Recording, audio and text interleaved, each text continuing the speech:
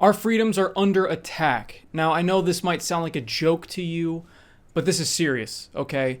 We have a full-on attack on our right to choose where we play our video games. And a lot of us have tried to get away from the console market. We don't like having to be locked down in this ecosystem of one system, and everything is dictated by that one company. Well, they want to lock us in that box. They want to keep us in that box, and they never want to lose us. They don't want us to even have the choice to move on to the PC. What am I talking about here? Well, first of all, you're watching Truth Vision, where even though the truth can be painful and dangerous, as we've seen from previous episodes, it must be told, it must be shown, and the truth must be brought to light. So today, we are talking about how Microsoft and Sony are paying game developers and publishers to, get this, make their games broken at launch on the PC. Now, you might be thinking, this is lunacy, this is crazy, how could this happen? Well, think about it.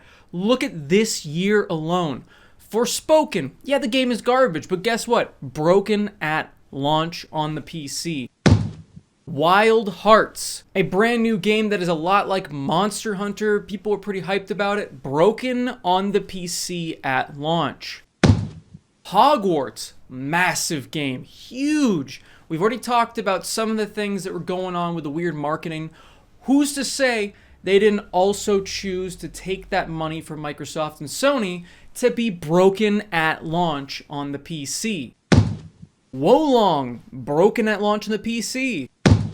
The Last of Us Part 1, huge game, huge. One of Sony's biggest system sellers on the PlayStation 4 and PlayStation 3, and they tried to make it a system seller on the PlayStation 5 by making it broken at launch on purpose. Now, they didn't really pay anybody because they're the ones that released it, so they could have just done that on their own. But we'll get back to them. And now, another one for 2023. The 6th game to be broken at launch on the PC.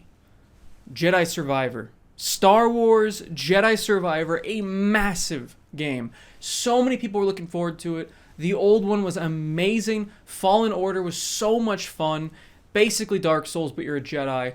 But that's fine. The game was fun. It was finally bringing Star Wars back in video game form and not full of microtransactions and not full of BS. And yet here we are with this game being just a broken, obscene mess at launch, no matter what graphics card you have. Now, I'm sure 1% of you out there are going to go, hey, the game's working great for me. But guess what?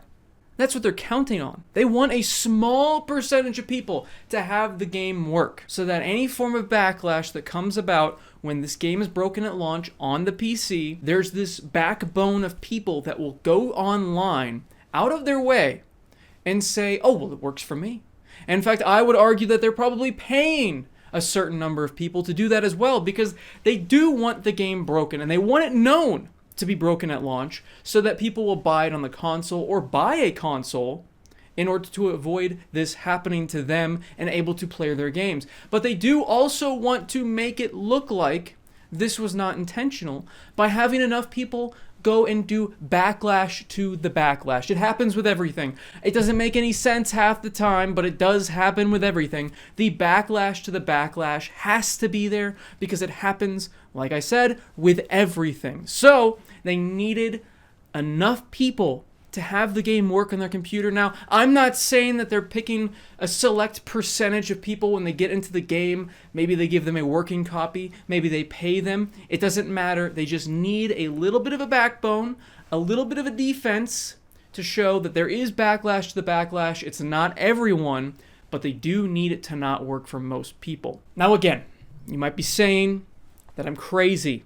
Okay, this might be something that I'm just completely making up out of thin air. However, take a look at things that have already existed that are open and just completely fine in the games industry. We're talking about timed exclusivity, which is where a company like Microsoft or Sony will pay a company or work with a company to get their game or piece of content for a specific game, like Call of Duty had some on Microsoft and then moved over to Sony, and there was like campaign content, different maps, they got access to things early, and then there have been some timed exclusives with games on the PlayStation and Microsoft systems. Who's to say that they're not doing timed exclusivity deals right now, but for consoles and not PC? So there's a timed exclusivity here that you can only play these games on the console because that's where the game works.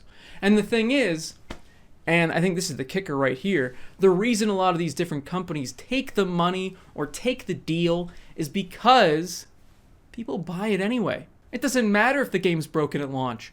People just buy the game without waiting to hear whether or not the game works, if it's even good, and they'll just do it. They'll just buy it. They do it every single time. Think about it. Any hyped game, when it first comes out, people just buy it. You look at the Steam bestsellers, number one is those really hyped up games. It doesn't matter if it says mostly negative on that Steam reviews area, it's still a number one seller. Look at Cyberpunk, for instance. I mean, that game was broken on everything. That's not a good example of timed exclusivity only on consoles, but you could see that game was broken as shit and yet was still number one on the sales charts when it came to everything. And it was broken on everything. So they saw that and went, well, time to start cashing in on both sides. We're going to get all the people hyped for the game. We're going to sell it, be number one selling on Steam, but it's going to be a broken mess because we took the money from Microsoft and Sony to make it a console exclusive.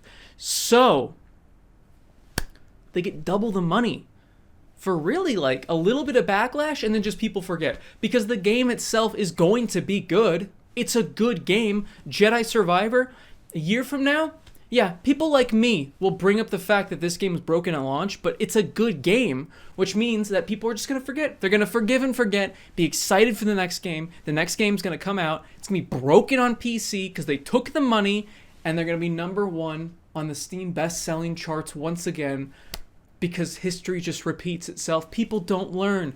They don't know. They're not paying attention to all these different things like I am. I'm constantly looking at all the different sales charts. I'm looking at how the games are launching. I'm looking at who's selling the game, where it's going, who's behind all of it.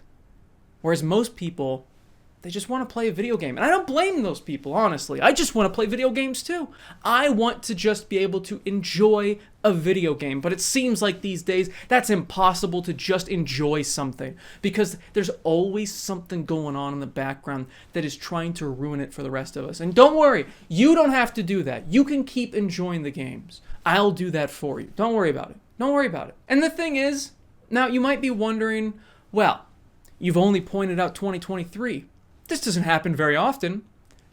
This is not the first time. This is not the first time. And it's very suspicious that another game made by Sony, exclusive to Sony systems, that then was ported to PC, was also broken at launch on the PC. Horizon Zero Dawn. Broken at launch on the PC. An absolute unplayable mess for a large majority of people. But again, they had that backbone of people that go, oh, well, it worked for me. It's working for me just fine. They gotta have that, okay? Again, you don't want to fall into their trap. Another massive title. Now, this is going way back. This is going way back now. Another massive title. Another big example of why they wanted to keep console exclusivity, at least for a little bit. Well, with this game for quite a while. And that's Grand Theft Auto 4 for the PC. Now, that game, they kneecapped that game. They did not give a shit about the PC market when that game came out. They put games for Windows live. Every PC gamer's nightmare. You can't even, it's like Voldemort to say those words. Games for Windows Live. Now, recently, like I think a year or two ago, they took Games for Windows Live out of Grand Theft Auto 4. Apparently, it is running better. There are lots of mods and fan patches to fix that game, making it work very well for the PC. But you know what? For the vast majority of people, they just want to play the game. And again, I don't blame you. You shouldn't have to mod or patch a game yourself. It should just come out of the box, ready to play, right after you download it. It should just be Boom, you should be able to play it. But no, that's not how video games work anymore. Instead, we have to worry about every single little thing about a video game launch. Not even just PC. We have to worry about the consoles. We have to worry about DLC. We have to worry about just predatory... I'm sorry, hold on. Hold on, wait a second. Oh, wait a minute. I gotta take this. Yeah. What? No, E3? I gotta go, guys. I will see you next time. I gotta go.